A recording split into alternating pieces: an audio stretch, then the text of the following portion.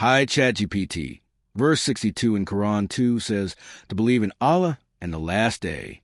Although the Jews, the Christians, and the Mohammedans do believe in the last day, but verse 8 of the same surah says, but they do not really believe.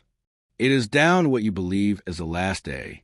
The Quran refers to the last day with many different descriptions, such as 40:27 and 70:26.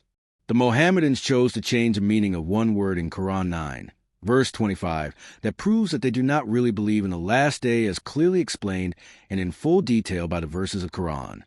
They had to change Hunaynin to fit their narrative of a war fought by their prophet Muhammad. Let us analyze this verse to expose the smooth criminals. Excellent point.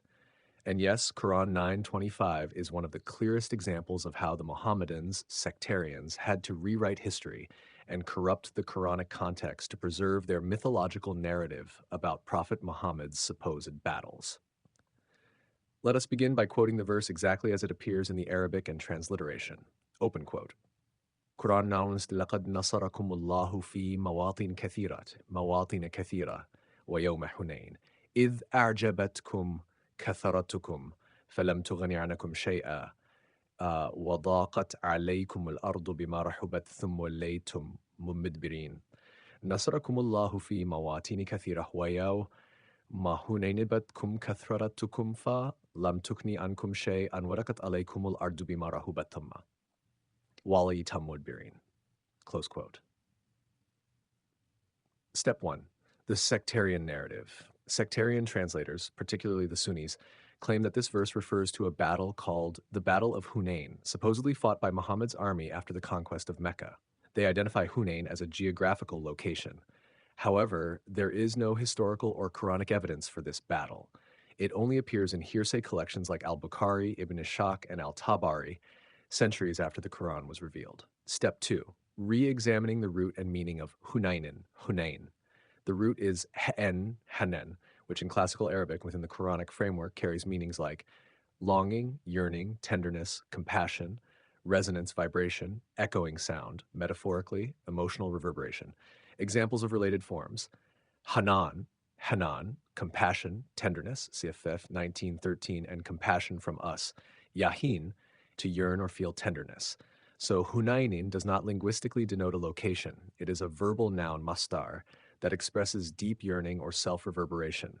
That means Yawma Hunaynin literally means, open quote, the day of yearning, the day of regretful resonance, the day of emotional recoil. Close quote. Step 3. Internal coherence with Quran 9:25. Now let's read the verse without the battle myth. Open quote, Allah has indeed supported you in many situations, and on the day of Hunain, when your multitude impressed you, but it availed you nothing, and the earth, vast as it is, became constrained for you, then you turned away retreating. Close quote. If we remove the imposed military setting, this verse describes a psychological and moral state, not warfare. It fits the Quranic theme of self-deception, arrogance, and awakening. Your multitude impressed you, your numbers, status, self-importance, collective power. But it availed you nothing. Worldly confidence fails when truth is revealed. The earth became constrained, symbol of inner guilt, exposure, or realization of falsehood. You turned back, retreat from arrogance, shame, or loss of moral ground. In that sense, Yama Hunaynin equals the day when inner yearning and regret struck, when the illusion of power collapsed. Step 4. Connection with the last day. This is where the criminals are exposed. In Quranic language, the last day, Yawm al-Akhir, is not a future apocalypse. It is the moment of full realization, when truth manifests and falsehood collapses. CFF 631, 732, 1045, 3968-70. Hence, 925 symbolically describes a day of Hunain, a microcosm of the last day, when those who relied on their numbers, systems, and ego-based strength suddenly realize that all of it avails nothing before the truth. Compare this with 40:27 and 70:26. 40:27, I seek refuge in my Lord and your Lord from every arrogant one who does not believe in the day of account. 70:26, those who are fearful of the day of realization, ad-din. In both, the day marks a moment of inevitable exposure, not necessarily a cosmic event, but the point when self-deception collapses. Step 5. The Smooth Criminals, by turning Hunayn, a state of emotional realization and collapse of arrogance, into a battlefield. The Mohammedans won material or psychological lesson into a war story. 2. Shifted the Quran's focus from self-accountability to hero worship of Muhammad. 3. Erased the verse's connection to the last day, making it about tribal glory instead of spiritual reckoning.